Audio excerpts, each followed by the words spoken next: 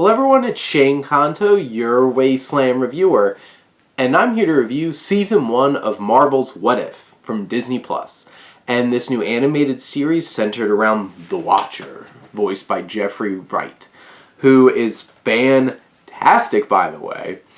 And The Watcher looks upon the multiverse and all of the different what-if scenarios from the MCU. And you have director Bryan who creates this like really comic booky looking experience that is so much fun, and I really enjoyed it. And you have 9 different episodes, and the last 2 episodes really like tie in together and bring everything that's happened up to this point together. And you have, like, I know some people who were very critical about some of these episodes, and that disappointed me because, like, I really enjoyed at least all of these. And, like, I'm a huge fan of, like, I love the idea of Captain Carter. I loved that first episode. I don't know about anybody else. I know it moved on very briskly and wasn't something completely different and original, but I still loved it. I'm a huge fan of Haley Atwell and Peggy Carter, and what they do with her was a lot of fun. I thought it was very interesting.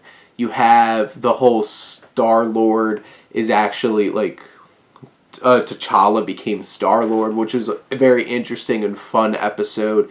And you have somebody mysteriously killing all the Avengers, and like Loki takes over Earth, which was a kind of a crazy one. But like some of the ones that like really stood out obviously were the Doctor Strange one. That one was deep, dark, moving, emotional, and like Benedict Cumberbatch killed it. And that was the thing. It was really distracting when it wasn't the actual actors and they were trying to try to sound like the actual actors. That really bothered me. And it really took me out of the film, and you could tell they didn't capture the same level. Like Black Widow was one of those pretty distracting. Tony Stark was really distracting. Ultron, oh, I wish it was James Spader so much. But like, there's definitely like those kinds of things that were distracting. But like when Benedict Cumberbatch and Chris Hemsworth, both of them really kill it in this series. And you have like Party Boy Thor. The zombie episode was really interesting. I was worried about that. I was worried like, how's this supposed to make sense? This sounds ridiculous.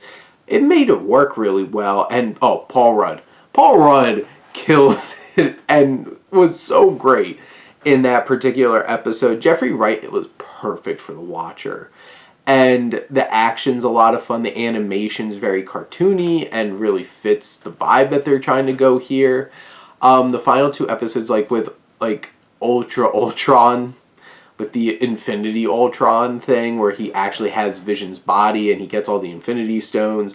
That was shocking and crazy action. His confrontation with the Watcher was so much fun with all these great Easter eggs. And then the final episode was bloated and doing a whole lot and trying to do a whole lot, but I thought it was really interesting.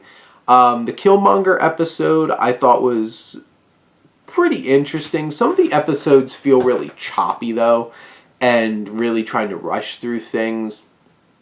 I didn't bother me that much with the Captain Carter episode, but it definitely with the Killmonger felt really uneven. But like in general, I thought this was a lot of fun. I thought it was an interesting show, and I'm glad that I got to experience this. And this was such an interesting idea. I was so glad that Marvel went in this direction. And I can't wait to see how this all relates back to, you know, Multiverse of Madness. So I'm really looking forward to seeing how that all plays out in the MCU, like in live action. Because if the rumors are true and a bunch of these characters are popping up in Multiverse of Madness, sign me up. And I'm looking forward to seeing more of these, what they do in Season 2. So bring on more what ifs. I had a blast. it wound up being a lot more meaningful and tangible than I thought it was going to be. I thought it was just going to be like these disposable kinds of things and you're just throwing it away. But to me, I felt like it has some kind of impact. And it's going to be interesting to see what they do with it. But those are my thoughts on Marvel's What If. Let me know what you think. Let's talk some TV. But thank you as always for tuning in and supporting your Wasteland reviewer.